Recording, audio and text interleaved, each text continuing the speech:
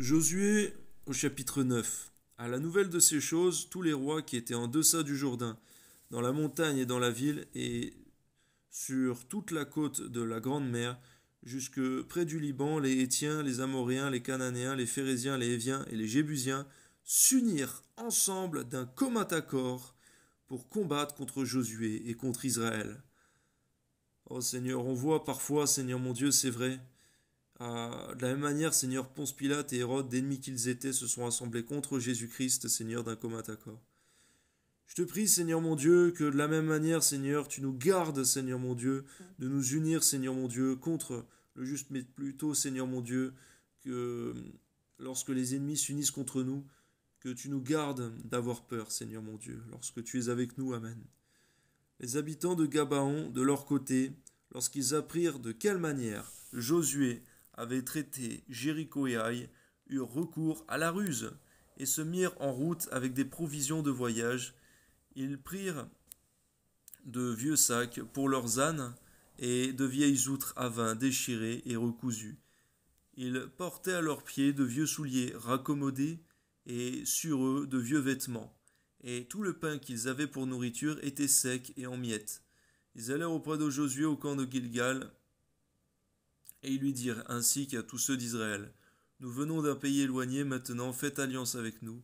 Les hommes d'Israël répondirent à ces Héviens: Peut-être que vous habitez au milieu de nous, et comment ferions-nous alliance avec vous? Ils dirent à Josué: Nous sommes tes serviteurs. Et Josué leur dit: Qui êtes-vous, et d'où venez-vous? Ils lui répondirent: Tes serviteurs viennent d'un pays très éloigné, sur le renom de l'Éternel ton Dieu, car nous avons entendu parler de lui, de tout ce que il a fait en Égypte et de la manière dont il a traité les dieux des rois des Amoréens au-delà du Jourdain. Sion, roi de Hesbon, et Og, roi de Basan, qui étaient à Ashtaroth.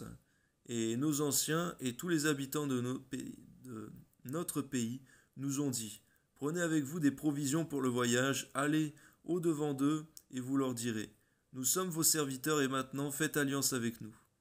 Voici, notre pain, il était encore chaud quand nous avons fait provision dans nos maisons le jour où nous sommes partis pour venir vers vous, et maintenant il est sec et en miettes. Ces outres de vin que nous avons remplies toutes neuves, les voilà déchirées. Nos vêtements et nos souliers se sont usés par l'excessive longueur de la marche. Les hommes d'Israël prirent de leurs provisions, et ils ne consultèrent point l'Éternel.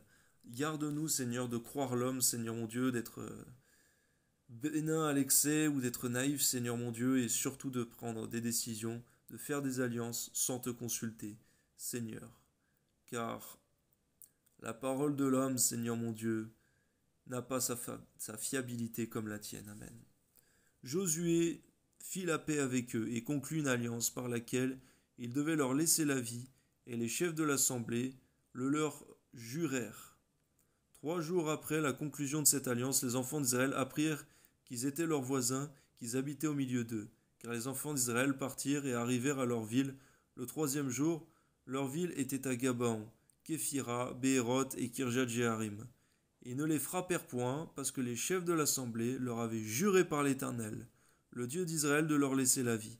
Mais toute l'assemblée murmura contre les chefs, et tous les chefs dirent à toute l'assemblée: Nous leur avons juré par l'Éternel, le Dieu d'Israël, et maintenant nous ne pouvons les toucher. Voici comment nous les traiterons. Nous leur laisserons la vie, afin de ne pas attirer sur nous la colère de l'Éternel, à cause du serment que nous leur avons fait. Ils vivront, leur dirent les chefs, mais ils furent employés à couper le bois et à puiser de l'eau pour toute l'assemblée, comme les chefs le leur avaient dit. Josué les fit appeler et leur parla ainsi: Pourquoi nous avez-vous trompés en disant: Nous sommes très éloignés de vous, tandis que vous habitez au milieu de nous?